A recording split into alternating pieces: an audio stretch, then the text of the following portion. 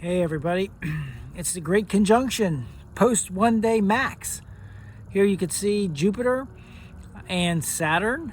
Jupiter appears in the screen here in the top more right corner, but actually if you're looking at it from the naked eye, it would be to the left side because this is a reversed image. Below it, you see Saturn. It's a little hard to see, but you could actually make out the rings. With Jupiter, you see some pinpoints of light. Those are the Galilean moons, the 4 largest moons that orbit around Jupiter. It's a little hard to see Titan. I don't think Titan, that's Saturn's largest moon, is actually visible right now. But this is an amazing sight to see. It does look like both of them are very, very close to one another. And actually last night they were even closer. But given the cloud cover and the rain, we were unable to see it. But tonight's a great night to see it. If you can get out there and check it out. And you can also see that the planets are obviously migrating or drifting to the left of the image here. And that's just showing you that, everything is moving in space. We are rotating on our axis, moving around the sun, and those planets are rotating on their axes and moving around the sun as well. So let me just adjust it a little bit and we'll pull it back into the center. But you can see quite clearly these two planets. It's amazing to think about it that, Jupiter and Saturn are millions and millions of miles away from the Earth and millions of miles more away from the sun. Yet they are some of the brightest objects in the night sky. These are actually 2 of the 4 brightest objects in the night sky. With the moon being the brightest, Jupiter second, followed by Venus, and then the planet Saturn. I think it's Venus, then Jupiter, then Venus. It might be either or.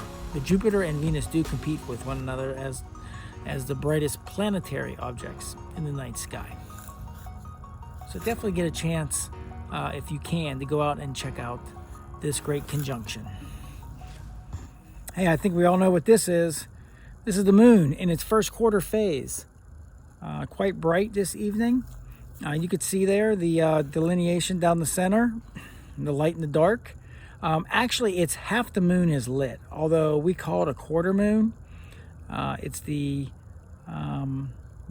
first quarter phase of the moon, the second quarter, also known as a full moon. Third quarter, and then of course fourth quarter, which we call new moon, where we aren't seeing any of the light shining on the moon because it is between us and the sun. Recently we had a solar eclipse that occurred here, and that was because eclipses for a solar event only occur when the moon is between the earth and the sun. A lunar eclipse would happen when the earth is between the moon and the sun. You can see it's drifting. I'll have to readjust the telescope here slightly and focus that in so you can see it. It is such a bright object that I do have to adjust the light brightness on my phone because I'm actually have my phone attached to my telescope so we can see this image. So you have a chance, go out and check this out over the next evening or 2. Also, the Great Conjunction that I mentioned earlier is going on. So definitely get outside on these cool, brisk nights.